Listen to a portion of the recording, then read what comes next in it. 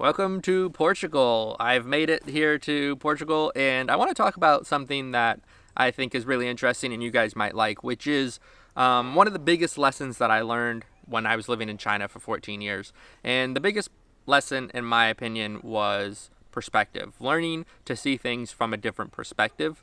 And I'm going to explain kind of my journey of how that happened because I think it's interesting. It's a little bit of the whole time, it's kind of my whole journey of China and how I changed my perspective on China and also on the world after living abroad and specifically in China for so long. So when I went to China, I thought China was, what I'd heard on the news, which is still being propagated today, that China's this communist country, that it's not very good, and that people are, working for very low wages and everybody's unhappy, and that at any moment the economy is going to collapse. And, everything that you've heard. This is the mainstream media narrative that they've been pushing, forever. As far back as you go, you can see newspaper articles from the 20s and the 30s and the 50s all the way through up until now, and they're still saying it.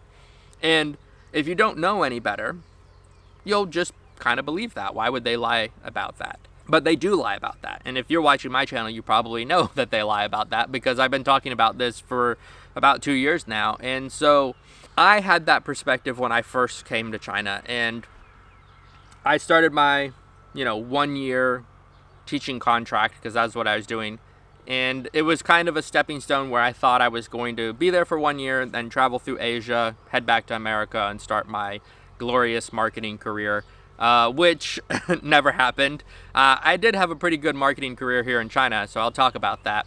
But the first maybe 2 or 3 years I was in China, I had a perspective that was very American, very US centric. So I thought things should be done in a very specific way. And I would get frustrated with my Chinese colleagues and just with society in general because I'd say, why don't you do it this way?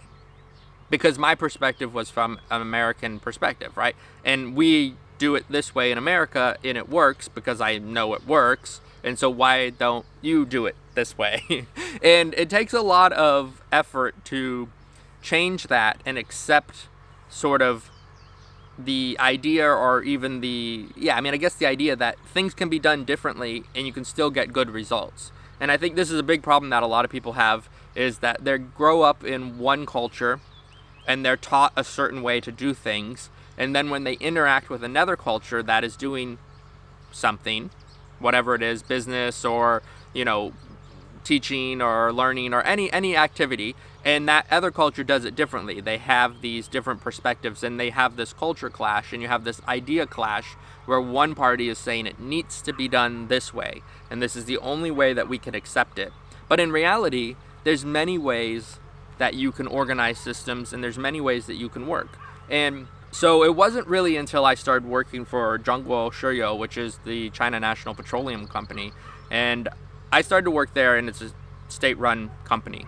So it is very Chinese, and it is very traditional in the way that it runs its business.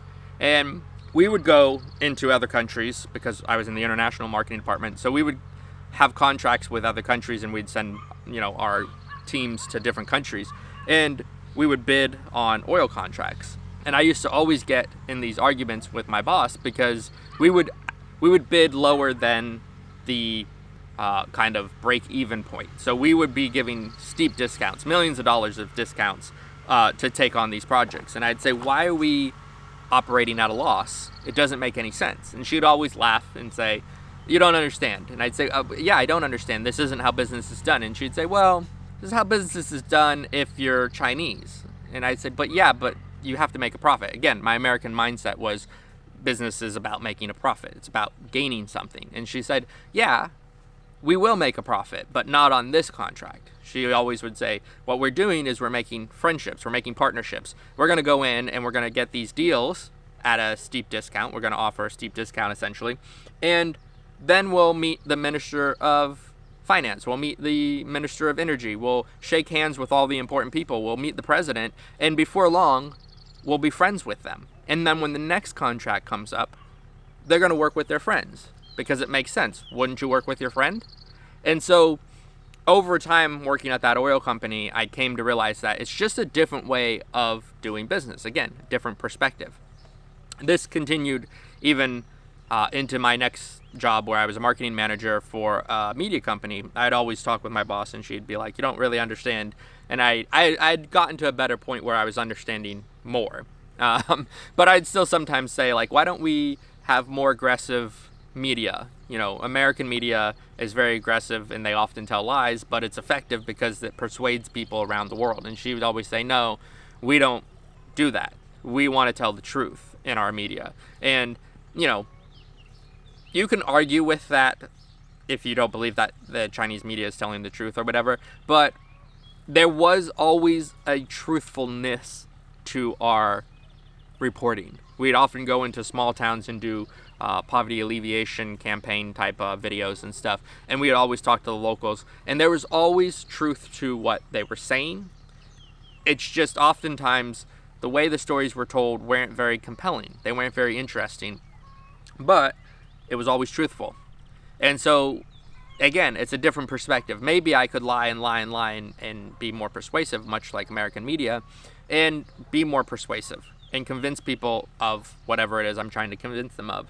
But in the end, the truth will come out, right? We can see that now that many people are losing faith in American institutions and American media because they say, look, I can go to China and I can see what's happening. The economy isn't collapsing. There are friendly people that are happy with their government and happy to be living in China. So either you're lying to me, or the people that are living here under this repressive regime are lying to me. And I'm going to believe the people that are living there, and not the person in New York who's never actually been to China.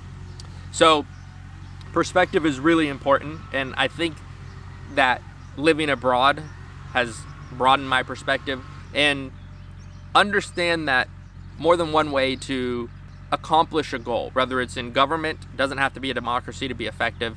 Whether it's in business, it doesn't always have to be profitable to be successful in the long run. Or whether it's in influence, you don't always have to lie or make up the biggest story in order to gain the most influence. You can be honest in your media, you can be respectful, and over time, people will understand that that is the truth, and they'll gravitate to it, because we all want the truth. Nobody wants to be lied to. Nobody wants to be told what to do.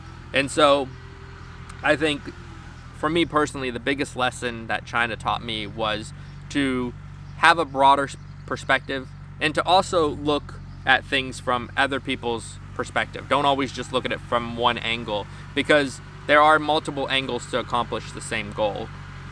And so I'm really grateful that I was able to move to China and have that experience, so where I could look at things from a different angle, because China is so different than many Western countries. I think it really helped with that kind of opening up my mind and broadening things, because if I had just gone to Europe, it's very similar to the United States, so I might have opened up my horizons a little bit more, but maybe not as much.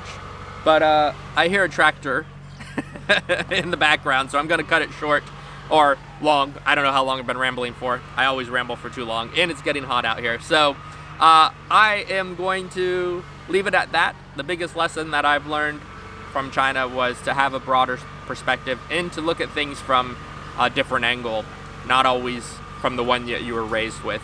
If you think this is useful, or if you think that it's important to have a broad angle, give this video a like, and I will see you in the next one, and hopefully I'll have better timing and there won't be a tractor behind me. But I'll see you in the next video.